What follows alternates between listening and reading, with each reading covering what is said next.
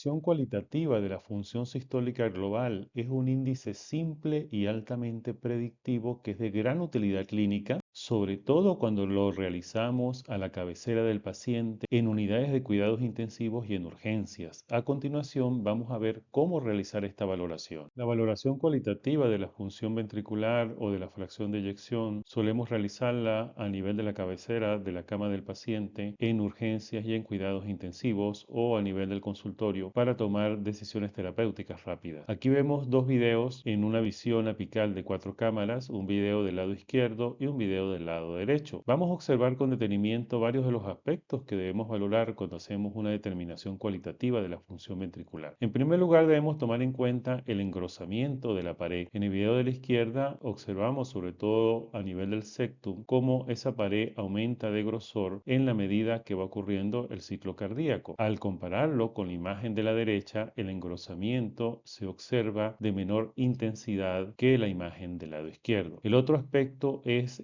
el desplazamiento o excursión del borde endocárdico hacia el centro de la cavidad. Ese borde endocárdico se mueve o se desplaza hacia el centro, haciendo que disminuya el tamaño de esa cavidad. Observen el desplazamiento de la imagen de la izquierda en comparación con la imagen de la derecha, que tiene un desplazamiento o una excursión menor del borde endocárdico.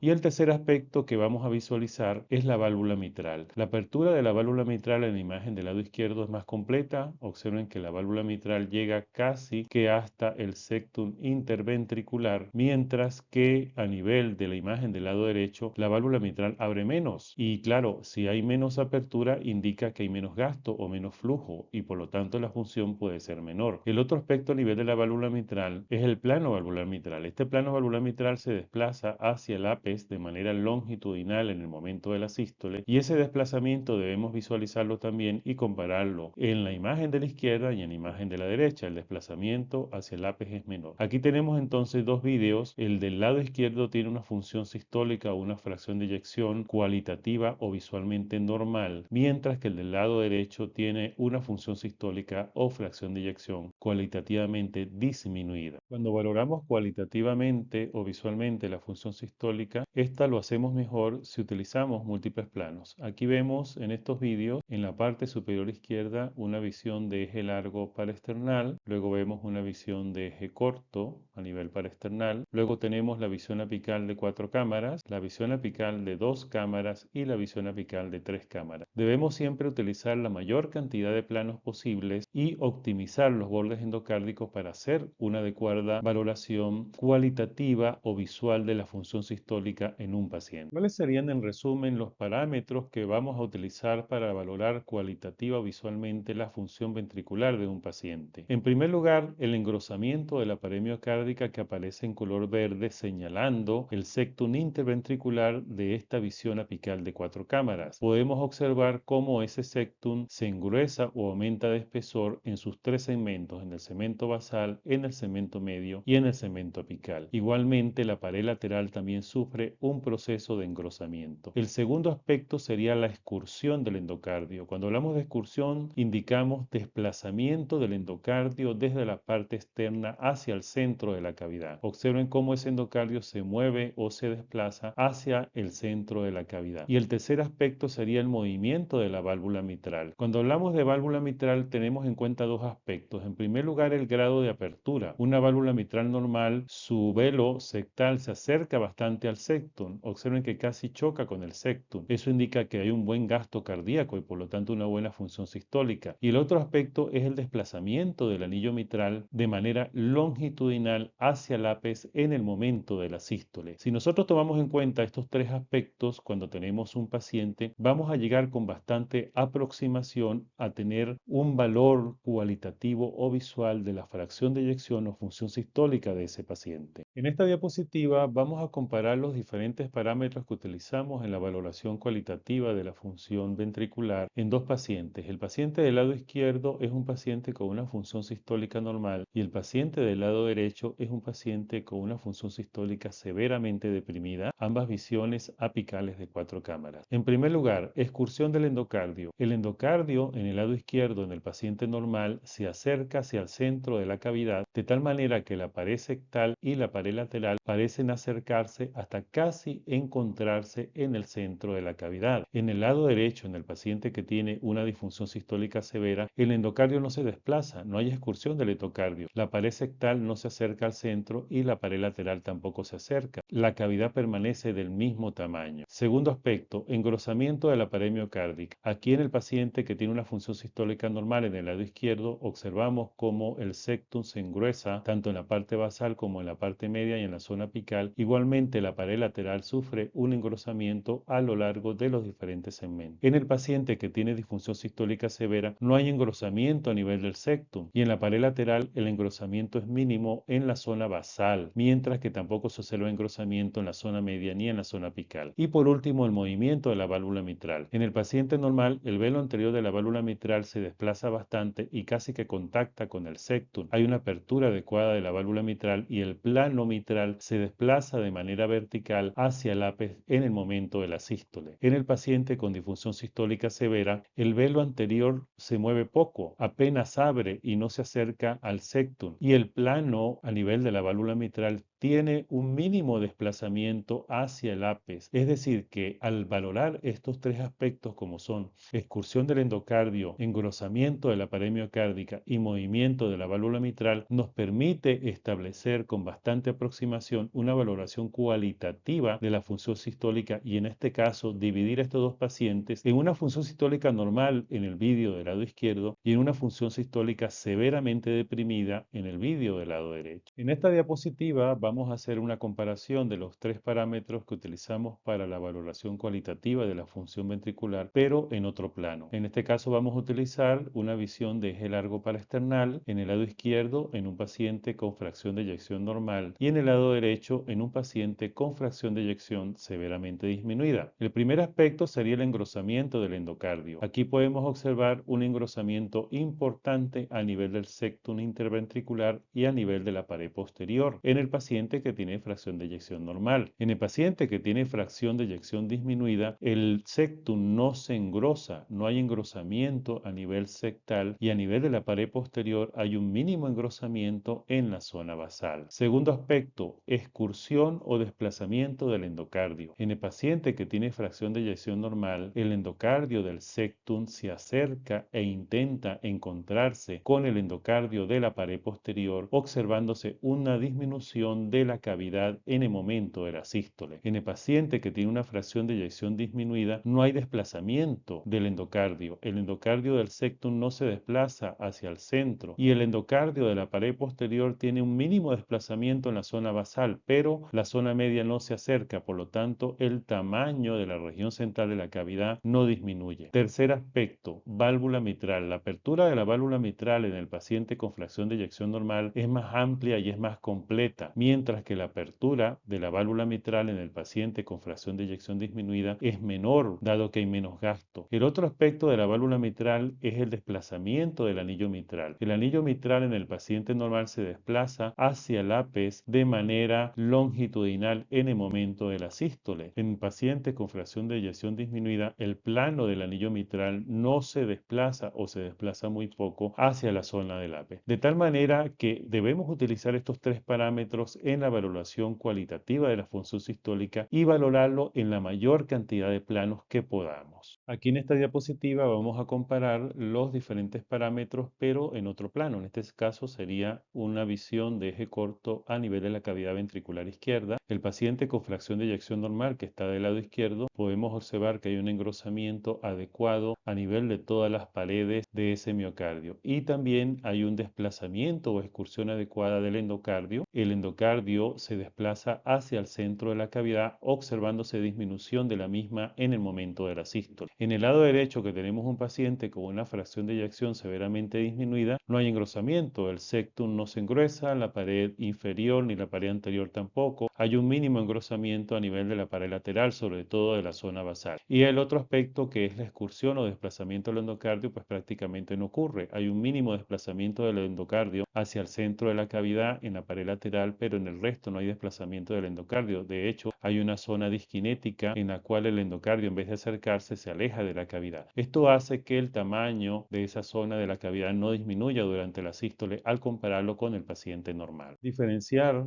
entre una fracción de eyección normal y una fracción de eyección severamente disminuida es mucho más fácil para los médicos a nivel de una emergencia o de una unidad de cuidados intensivos. Pero cuando introducimos una fracción de eyección moderadamente disminuida, que es una fracción de eyección entre 30 y 40% aproximadamente, es un poco más difícil, ya que existe una amplia variación y un amplio rango entre fracción de eyección normal y fracción de eyección severamente disminuida. El paciente con fracción de eyección moderadamente disminuida pues tiene algunas alteraciones intermedias entre el paciente de fracción de eyección normal y el paciente con fracción de eyección severamente disminuida. En este caso, observen que hay un engrosamiento a nivel del septum, un poco menor al comparar con el paciente con fracción de eyección normal y un poco mayor al comparar con el paciente que tiene una fracción de eyección severamente deprimida. Hay un engrosamiento en este paciente normal en la zona basal de la pared lateral, pero hay mínimo engrosamiento a nivel de la zona media y apical, indicando la presencia de trastornos regionales de motilidad, por lo que probablemente la causa de esta disminución de la fracción de eyección es de origen isquémico. Observen que la motilidad global o el desplazamiento del borde endocárdico o la excursión del borde endocárdico hacia el centro de cavidad es un poquito mayor si lo comparamos con el paciente que tiene una fracción de eyección severamente deprimida, pero objetivamente es menor si lo comparamos con el paciente que tiene una fracción de eyección normal. Hay un desplazamiento en este caso del endocardio hacia la cavidad a nivel del septum, pero mínimo desplazamiento a nivel de la pared lateral, indicando que hay un trastorno de motilidad a este nivel, por lo que la disminución del tamaño de la cavidad va a ser menor que en un paciente normal, pero sí es un poco mayor que en un paciente con una función severamente deprimida en la que todas las paredes no excursionan o no se desplazan hacia el centro. Y el último aspecto sería el movimiento de la válvula mitral. La válvula mitral acá abre un poquito más que en el paciente con disfunción sistólica severa, pero objetivamente abre menos que en un paciente con una función sistólica normal. Y al igual que el desplazamiento del plano del anillo mitral hacia el ápice es un poco mayor que en el paciente que tiene disfunción sistólica severa y un poco menor que en el paciente que tiene fracción de eyección normal. La única manera de aprender esto es observar y visualizar todos estos aspectos conociendo la fracción de eyección cuantitativa que tiene ese paciente, y de esta manera poco a poco iremos aprendiendo a optimizar y a valorar de manera cualitativa la función ventricular en pacientes. Cuando estamos valorando pacientes en urgencias o en cuidados intensivos, a veces nos encontramos con fracciones de eyecciones hipernormales. Hablamos de fracción de eyección hipernormal o estados de corazón hiperdinámico cuando hay una casi obliteración de la cavidad ventricular izquierda en el momento de la sístole, lo cual nos puede representar una fracción de eyección elevada, pero no necesariamente un gasto cardíaco elevado. Observen la cavidad ventricular izquierda en el paciente con fracción de eyección hipernormal y compárenlo con la cavidad ventricular izquierda en el paciente con fracción de eyección normal. En la parte superior hay una obliteración casi completa de la cavidad ventricular izquierda debido al desplazamiento o excursión del borde endocárdico durante la sístole. Esta fracción de eyección hipernormal o pacientes con un estado hiperdinámico podemos conseguirla en pacientes con crisis hipertiroideas, en pacientes que están recibiendo aminas simpático-miméticas como epinefrina o dopamina, también como una respuesta compensatoria a estados de bajo volumen o anemia en casos de shock distributivo como sepsis o anafilaxis, y en pacientes que tienen hipovolemia o hemorragia. Aquí podemos comparar entonces un paciente con fracción de eyección hipernormal, el paciente con fracción de eyección normal, el paciente con una fracción